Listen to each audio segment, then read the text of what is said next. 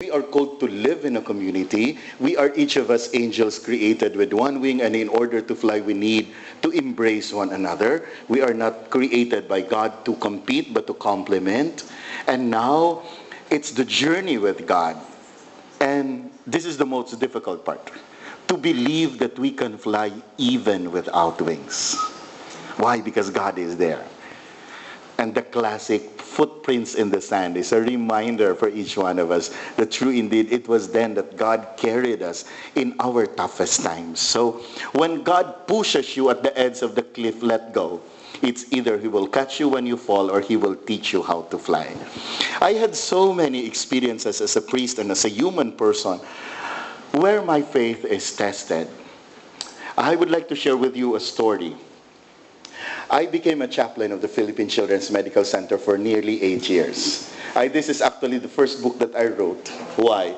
It was 2 a.m. I received a call from the Philippine Children's Medical Center requesting me to bless a dying child. I have served at the PCMC for a number of years, and not even the biting December chill could stop me from going there. Thanks to an efficient taxi driver, I arrived at the hospital after exactly 30 minutes. The scenario which greeted me was heartbreaking. The whole family was in agony. The child's father, a seafarer, had to go home after being at sea for only 6 months. It's Christmas time. We should all be together, even if one of us is dying, he said with a broken voice. The mother sobbed that she would gladly take the place of her little girl and give her life to the child. I tried to find some comforting words to say, but nothing came out. Then I felt somebody tug at my shirt. It was their little boy. What he said next stabbed a dagger to my heart. He asked, "Father, bakit kung sino pa ang mabait, siya pang kinukuha? Why do good people die?" It was the most difficult question I have been confronted with in my life. I groped for answers but cannot find any. In my helplessness, I embraced the boy, kissed his forehead, and asked him questions which he can answer.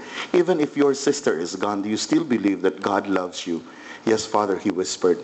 "Will you remain a good boy even if you're the only child left in the family?" A simple nod followed. It was the last straw. I wept with him. The boy cannot fathom the reality of life, but he knew what goodness is. He, like the rest of us, can never fully explain the mystery of death, but he knew what love means, and at that very moment it was enough. Death was impending, and with it are the infinite whys we who are left often ask. We will incessantly seek for reasons, but there won't be any. Not that there are no answers. God has a purpose for everything. It only takes some time before he reveals the answers to our whys. In front of the feeble child, we gathered and prayed. The girl was already gasping for breath, but we were still searching for answers. Her life was about to end. We were just beginning to understand. As the girl struggled, the words of Jesus seemed to fill the whole room. "Come to me, all you who labor." We all felt comforted. It was the time when prayer provided us not with a solution, but a companion.